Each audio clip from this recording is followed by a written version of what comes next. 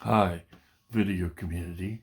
It's Steve, the eclectic record collector, with my response to Chris Propfe's Bonded by Blood vinyl tag.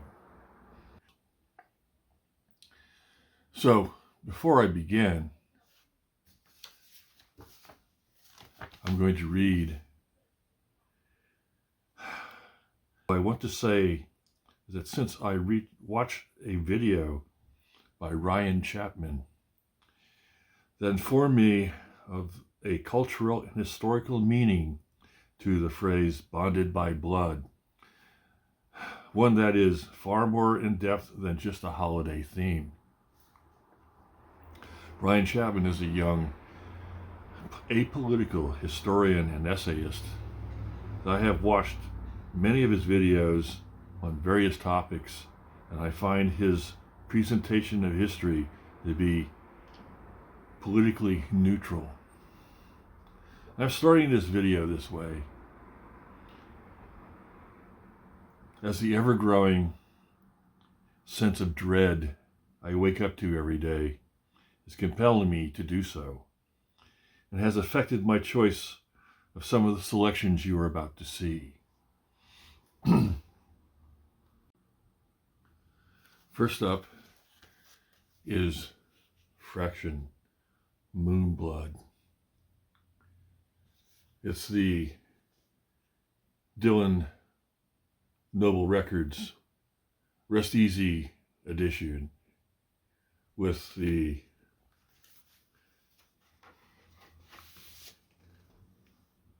red window and red vinyl.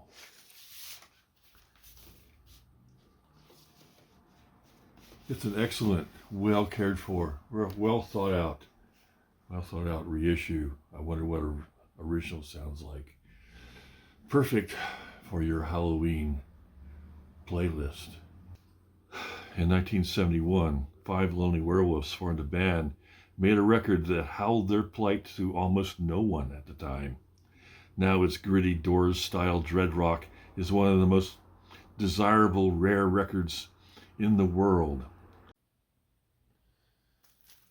Next is Sea of Cowards by the Dead Weather, which opens with the song Blue Blood Blues. Dead Weather is a Third Man Records supergroup. This 2016 reissue, title of which probably refers to the Greek tragedy Orestia, a trilogy of destruction of a family, aka a house of Atreus, from the infighting of its members over revenge versus justice. Culture war angst, anyone? This album is sawtoothed edgier than his previous album, Whorehound, and has a playable track in the label. Check the official videos for your Halloween pleasure. Next is Naked City by the band Naked City by John Zorn's group of John Zorn, Bill Frisell, Joey Barron, Fred Frith, Wayne Horvitz, and Yamasuka Ai. Some of my favorite musicians of the 90s. Cut and paste composition probably began with Stravinsky, who's quoted as saying, "How do I put my composition together? With glue." But by 1990, the use of computers made this a standard technique. The album sounds like a cut and paste sonic portrait of the culture war really starting to hit the big time. Country twang meets grindcore, rock and roll meets free jazz, Mancini meets thrash. The thing is, these guys can play this turn on a dime genre shuffle stuff live.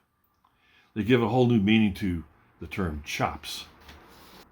Now the cover is a photo by the famous photographer Ouija, who used the police scanner to get to the fresh crime scenes.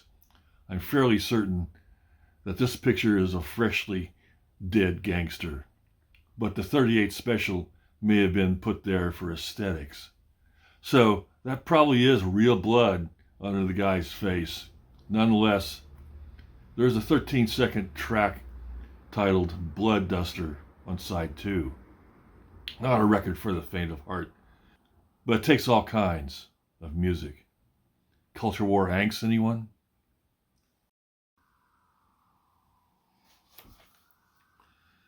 Next is Pulling Teeth, a local extreme metal band.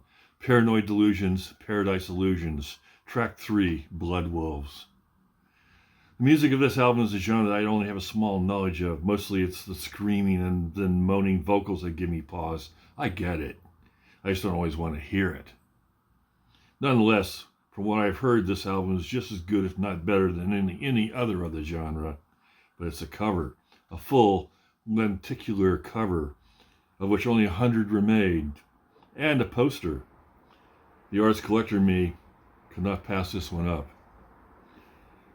While much of the Cold War fighting is about superficial things like our epidermis and body issues, the surface of the earth itself is where the real attention needs to be paid. The cover says it all. Culture war angst, anyone?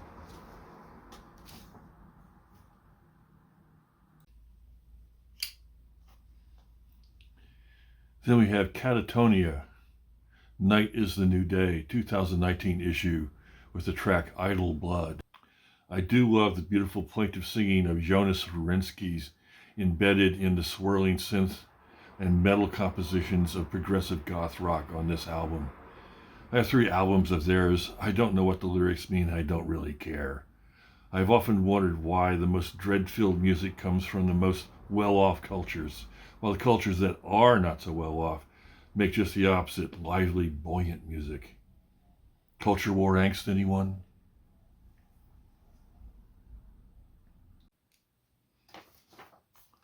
Last but not least is a record by James Blood Ulmer, a guitarist whom I own several of his albums as a leader and a few as a sideman. On this album, he is a practitioner of Ornette Coleman's harmonic music theory, released in 1980 with a lineup of A-list free jazz players like David Murray, Oliver Lake, Olu Dara, Ronald Shannon Jackson. It's a joyous romp that colors outside the lines as the harmonics keep those lines solidly in place. Very interesting solution, I think. Free funk, may it live forever. The album is called Are You Glad to Be in America? Well, are you? Or would you prefer Trumpsylvania? Thank you.